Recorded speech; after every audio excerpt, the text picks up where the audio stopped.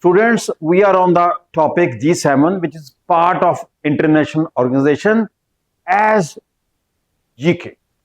Now we are going to discuss what is G7, when it was formed, how many members were there, what is a brief history of this, and what points you need to remember for your exam, for your competitive exam as part of GK paper.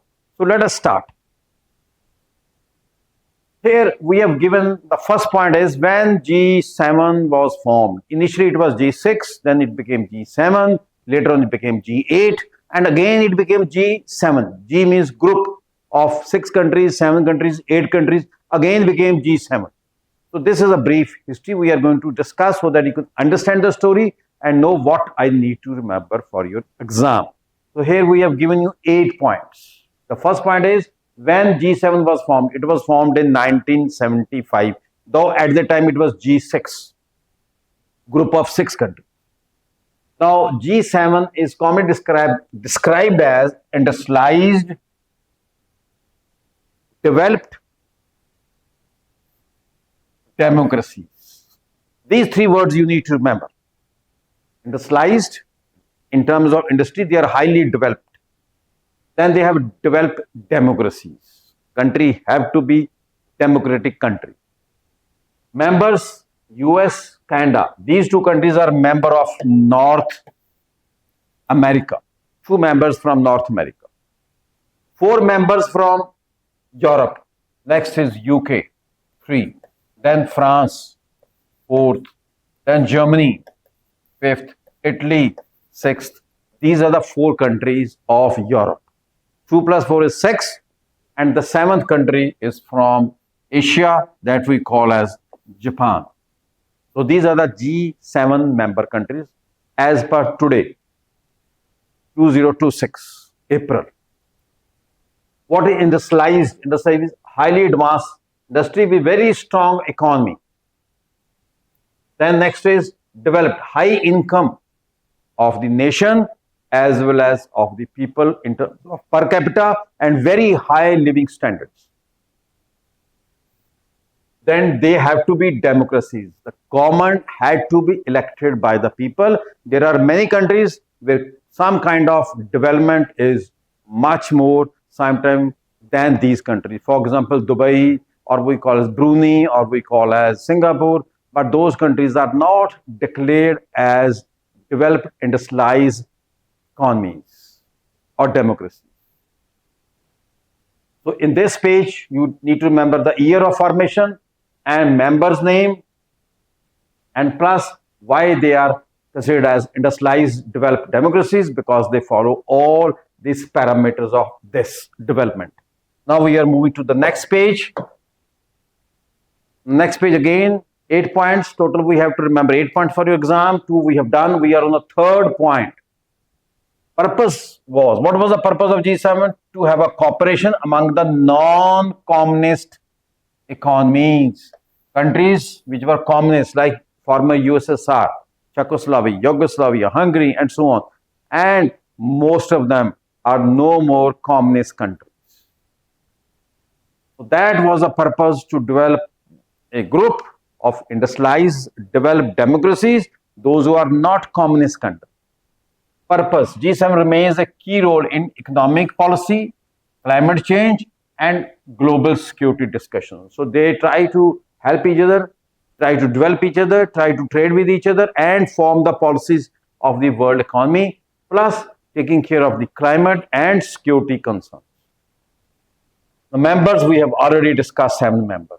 Now first in 1975, it was known as J6 with France, West Germany, Italy, Japan, UK and US. Which country was not part? West Germany was, which we call as West Germany. West Germany was a separate Germany. There were 2 Germans at a time. One East Germany, which was influenced or controlled or monitored by Russia, former USSR, and West Germany was democratic, industrialized economy, which was following the democratic system of the West.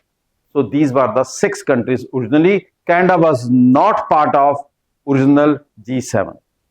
But Canada became part in 1976 and it became now G7 And later on, if you talk of Russia, Russia remains a member of G7, making it G8 from 1997 to 2013 till Russia was expelled in 2013, and in 2014 their membership again reduced from G8 to G7. Why Russia was expelled? We are going to discuss this now only. In 2014, when this continent Crimea, which we call this, was taken away by Russia from Ukraine in 2013, and then Russia was expelled from G8 and it became G7. What was the importance of this place, Crimea? Because it is very important for Russia naval and the control on the Black Sea. Next, that political and legal controversy. Russia did some kind of referendum. It is written here, this is referendum. Russia conducted a referendum, that means asking the people of this island, Crimea, whether you want to with Ukraine or Russia. Most of them said we want to go with Russia. That referendum was crucial, but that was controversial, not accepted by international community, mostly by the West. They rejected it.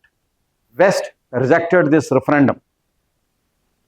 Now we will move to the next point. So this is a 6th point, that how G8 became G7, and why it became, because Russia captured this place which was a part of Ukraine as Crimea.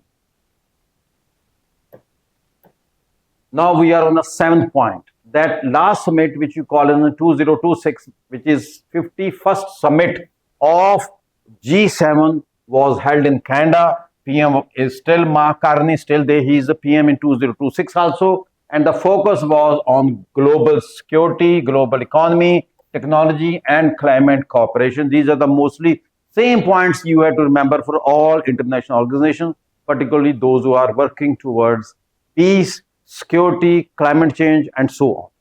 Then next summit, which we are expecting this year, 52nd summit, which we are going to be held, this will be held in France, and President Macron, because he is the head of the France, so he is going to head this meeting once this meeting is held in 2026. But till now, PM of Canada is the head of G7 because last meeting was held in June 2025.